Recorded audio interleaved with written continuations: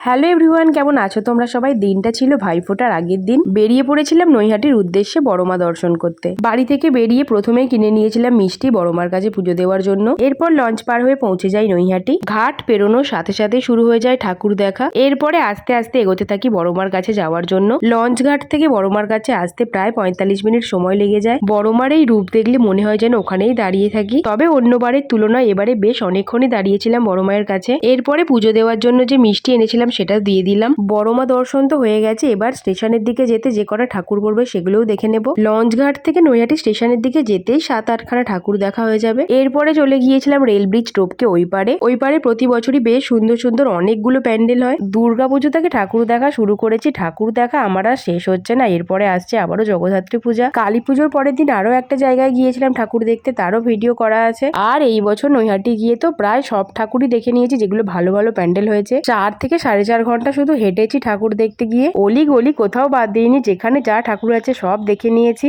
আগে থেকেই প্ল্যান করা ছিল যে কটা ভালো ঠাকুর হয়েছে সব দেখবো। নৈহাটির গ্রুপেই দেখে নিয়েছিলাম কোথায় কি প্যান্ডেল হয়েছে। এবার হাঁটতে হাঁটতে চলে এসেছি 29 হাত কালীর সামনে। এত বড় ঠাকুরের সামনে নিজেকে যেন বাচ্চা বাচ্চা মনে হচ্ছিল। ফোনের ক্যামেরাটাও যেন ছোট মনে হচ্ছে, ঠাকুরটাকে ঠিক মতো একই ফ্রেমে নেওয়া যাচ্ছে না। চলো 29 হাত ঠাকুর তো দেখে নিলাম, আরো যাই কয়েকটা প্যান্ডেল দেখে নিই ভালো ভালো। এই যে প্যান্ডেলটা দেখছি এখানের প্রতিমা এইবারে 60 কেজি সোনার গয়নায় সেজে উঠেছে। সোনার কালারের সাথে প্যান্ডেলের এই কালারটা মিলেমিশে যেন অসাধারণ সুন্দর লাগছে। এবার যাওয়া যাক অন্য একটা প্যান্ডেলের দিকে। এখনো অনেক ঠাকুর দেখা বাকি আছে। এবার চলে এসেছিলাম কাঁচের একটা প্যান্ডেলে। এখানের প্রতিমাটাও মনে হয় কাঁচ দিয়ে তৈরি করা হয়েছে, অন্যরকম বেশ লাগছিল দেখতে। আবারও গরমের মধ্যে হাঁটতে হাঁটতে পৌঁছে যায় আরো একটা প্যান্ডেল। ঠাকুরটা পরে দেখবো, আগে পাখা পেয়েছি, সামনে একটু হাওয়া খেয়ে নিই। ঠাকুর দেখতে গিয়ে প্যান্ডেলের ভিতরে এরকম পাখার সামনে দাঁড়িয়ে হাওয়া খাওয়ার মজাই কিন্তু আলাদা। এরপরে চলে এসেছি নৈহাটির রেল ময়দানের ঠাকুরটা দেখতে। এখানে প্রায় 10 মিনিট মতো লাইন দিতে হয়েছিল।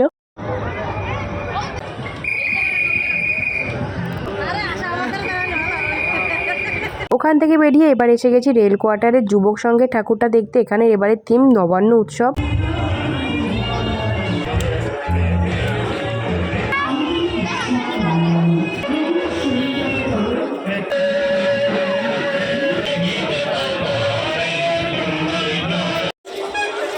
এটাই ছিল নৈহাটিতে শেষ ঠাকুর দেখা। এখানকার থিম রাজস্থানের ছোঁয়ায় কৃষ্ণপ্রেম। এর সাথে সাথে ভিডিওটা শেষ করে দিচ্ছি। ভিডিওটা ভালো লাগলে একটা লাইক করে দিও। দেখা হচ্ছে আবার পরের ভিডিও। ততক্ষণ সবাইকে টাটা।